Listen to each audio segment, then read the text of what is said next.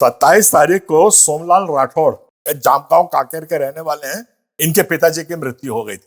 ये ईसाई हैं और कई सालों से इनका पूरा परिवार ईसाई है। इनकी खुद की जमीन है, पास्टर जेम्स राम जो धमतरी के, उनके नाम पे वहां की वो जमीन है। जो दिवंगत पिता थे उनके शव को वहां पे गड़ाया है और जो उसका अंतिम संस्कार किया गया है। इस अंतिम संस्कार के बाद आज वहां पे तहसीलदार, एसडीएम, एसपी दमखम के साथ वहां पे पहुंचे हैं और वहां पहुंच के वो लोग बोल रहे हैं कि इस बॉडी को यहाँ पे उखाड़िए। मेरा सीधा आपसे सवाल है तहसीलदार साहब और आदरणीय एसडीएम साहब, क्या जंगल राज चालू हो गया है क्या? यहाँ पे सारे प्रावधान, नियम, कानून सब खत्म हो चुके हैं।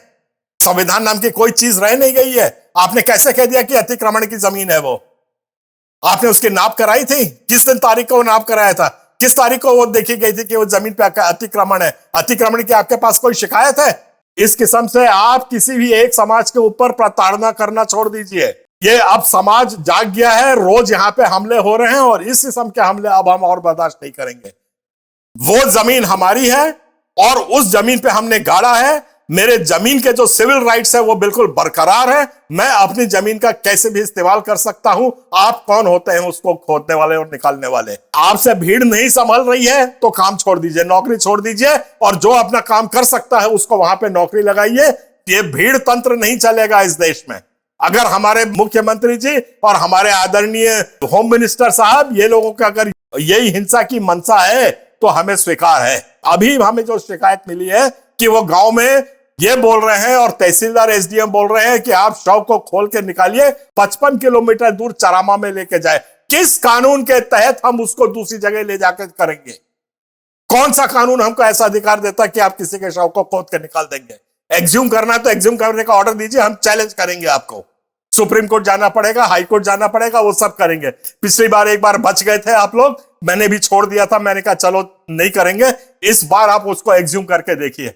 पानी सिर से ऊपर निकलता जा रहा है और उसके बाद गांव वालों ने जाकर के आज तोड़फोड़ की है, घर के अंदर घुसे हैं। किस बात से तोड़फोड़ की जा रही है?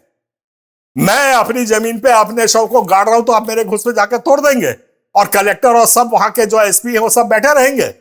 वहां के वो जो तहसीलदार है वो हमको बोल रहे नहीं आप खोद के निकाल लीजिए इसको। आपने किस आधार पे, किस कानून के तहत ये मांग करी है?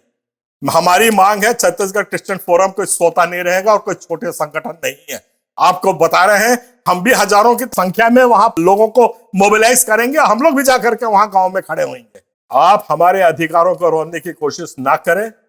शासन और जितना सरकारी अमला है उनको भी मैं चेतावनी दे रहा हूं, संविधान से आप बंधे हैं, संविधान के अंदर रहिए। इतना बोल के मैं अपनी बात को समाप्त कर रहा हूं। अब पूरा देश देख रहा है और ऐसे अत्याचार नहीं सहेगा।